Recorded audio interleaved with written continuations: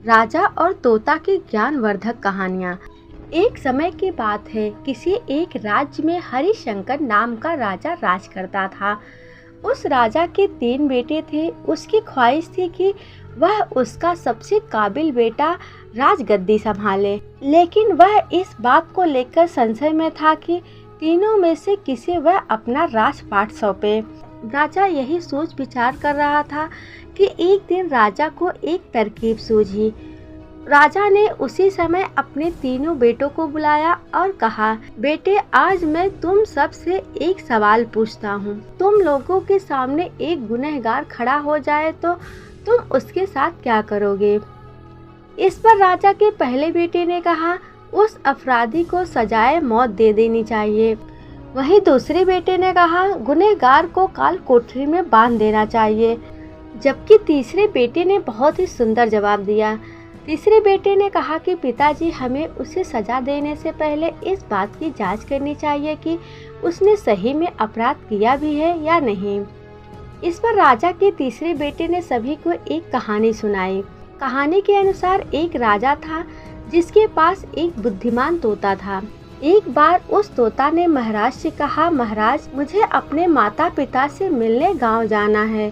राजा ने उसकी बात नहीं मानी, लेकिन तोता ने हार नहीं मानी। वह लगातार महाराज से जिद करने लगा कि मुझे माता पिता के पास जाने दें।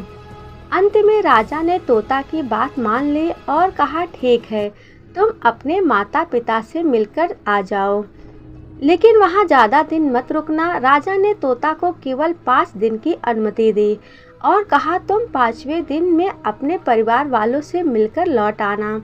इसके बाद तोता 5 दिन के लिए अपने माता पिता के पास चला गया। छठे दिन जब वह राजा के पास लौट रहा था तो उसने सोचा कि क्यों न वह महाराज के लिए कुछ उपहार ले आ जाए।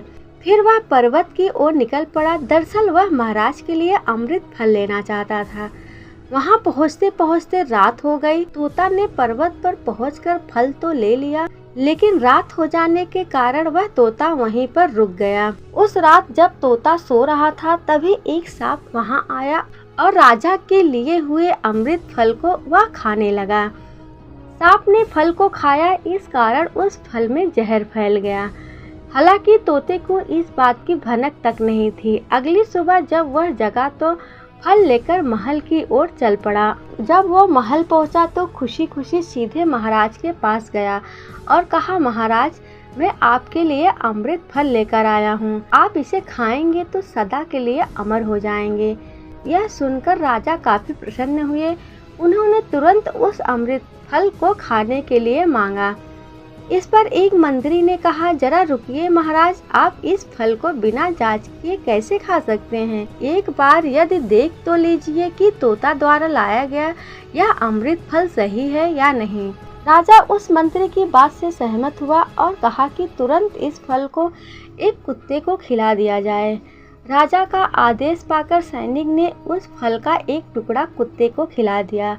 फल खाते ही कुत्ते की मौत हो गई। यह देखकर राजा गुस्से से आग बबूला हो गया और उसने क्रोध में आकर तलवार से तोता का सिर काट दिया, साथ ही फल को फिकवा दिया। कुछ साल बाद ठीक उसी स्थान पर एक पौधा निकल आया। यह देखकर राजा को लगा कि यह उसी जहरीले फल का पौधा है। उसने सभी को आदेश दिया कि उस पेड़ का फल कोई नहीं खाएगा। कुछ दिन बाद एक वृद्ध व्यक्ति उस पेड़ के नीचे आराम करने लगा। उसे भूख भी काफी जोर से लगी थी। उसने उसी पेड़ से फल तोड़ा और खाने लगा। फल खाने के बाद वह बूढ़ा व्यक्ति एकदम से जवान हो गया। राजा ने जब यह देखा तो वह आश्चर्यचकित रह गया। उसे समझ में आ गया कि वह फल जहरीला नहीं था। उससे बहुत बड़ी गलती हो गई। उसने बिना सच्चाई जाने तोता को मार दिया। इसे लेकर उसे काफी पछतावा भी हुआ।